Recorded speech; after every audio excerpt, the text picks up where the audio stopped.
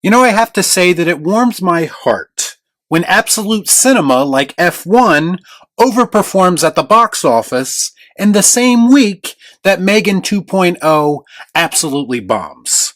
The world is healing. Let's discuss. I watch so you don't have to. All I'm offering is the truth, nothing more. So I'd like to take you back to 2 years ago when I reviewed the first M3Gan film and appropriately called it mediocre trash. Now, some people disagreed with my assessment no matter how well thought out my critiques were in my video, and that's fine. If you didn't see the original M3Gan film as cliche, gimmicky, and cringe, then you are entitled to that opinion. However, there were a lot of people during that time in typical modern movie fashion who were overhyping that film, making excuses for it, and even attacking people who they didn't agree with. Stop me if you've heard this before. Something very familiar about all this. These are the type of people that actually make me dislike the movie even more so than I already did. You don't know how many times I heard people say to me after my review, well, it wasn't made for you. Or this is a horror movie for the TikTok generation. Or there's a new generation of horror fans who deserve a horror icon of their own. Well, my only question is, where are all of those people now? For those that don't know, M3Gan 2.0 didn't exactly slay at the box office. In fact, she pretty much fizzled out with an abysmal 10 million domestically compared to the 30.5 million the first film got. So this is the time of week where we have to, of course, start to think about who is to blame for this debacle. For me personally, I had zero desire to see M3Gan 2.0 for a few different reasons. For one, the trailer made the film look abysmal.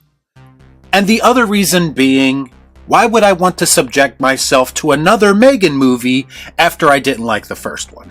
No, don't like that. Especially one that apparently almost completely abandons the horror roots of the original. So much for the TikTok generation having their own horror icon, I guess. It took exactly 2 movies for the studio to kill it. And therein lies the problem. This is exactly what happens when you cater to an audience who has the attention span of a gnat. When the first film came out, everyone jumped on the bandwagon, and you had a bunch of people doing their little TikTok dances inspired by the movie, and you had a lot of journalists and grown-ass men defending this garbage, giving the studio a false sense of hope. The people who were gushing over the first M3Gan movie, legitimately or otherwise, have now moved on to something else that they can obsess over. They are now looking for the next piece of media that they can overhype and trick a studio into thinking they have a gold mine. It fooled me, we can't get fooled again.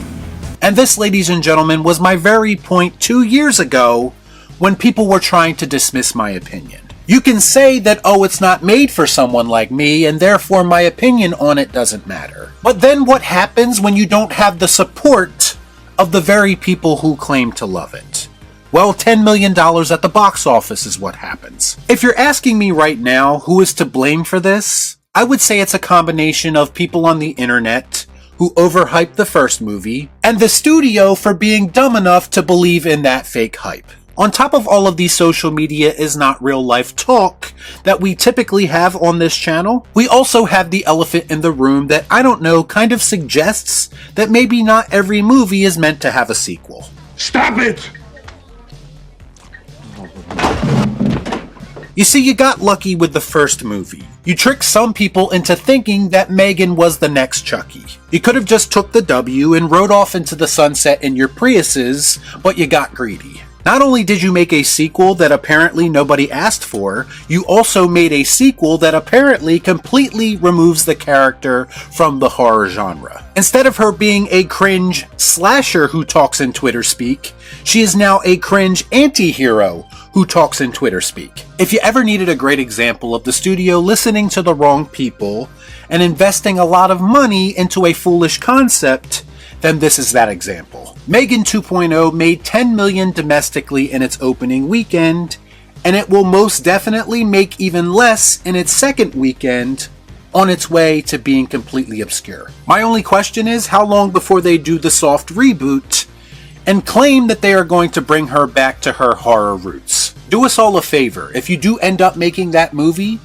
Just go ahead and release it on a streaming service where it belongs, and don't waste your time with another theatrical release. That's probably more in line with the type of audience you're looking for with a movie like this anyway. At least then, M3Gan fans can actually make TikTok videos while they are not paying attention to the movie they are watching, so everybody wins. Nobody likes a smartass, alright? On to better news, F1, which is the very definition of cinema as far as I'm concerned, actually overperformed in its opening weekend. The film gained $55.6 million domestically and $144 million worldwide, which makes it Apple Studios' biggest box office opening ever. Now, the verdict is still out as to whether or not this movie will be profitable in theaters. Considering it has a $300 million budget, I'm going to be honest and say that it's unlikely. But I still think that it's impressive that a non-established IP original film did so well in its first week. It shows me at the very least that some audience members are open to unique concepts, which does give me hope for the future. A lot of people told me this week that they didn't even know that this movie was being released.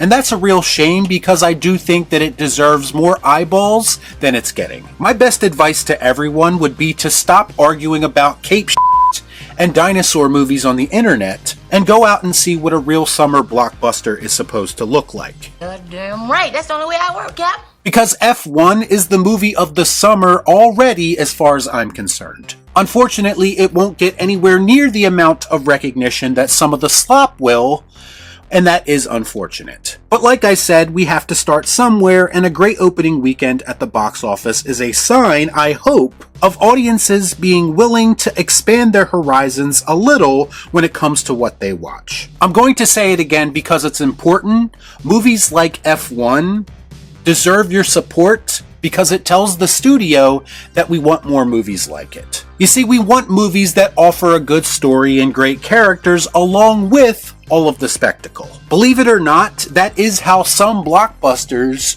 used to be produced. It's easy to wow audiences with the technical stuff and the big action set pieces. But when you are simultaneously able to give us a story to be invested in and characters that we can relate to, that's when you know you are making a film that is special.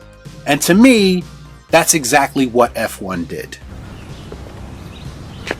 That makes sense. To me, any weekend an original concept not only beats out a sequel, but completely demolishes it in every way possible is a great weekend in my book. Again, if we want more movies like F1 and less movies like M3Gan 2.0, then this is a massive win for real cinema fans everywhere. Y'all be cool. Shut up.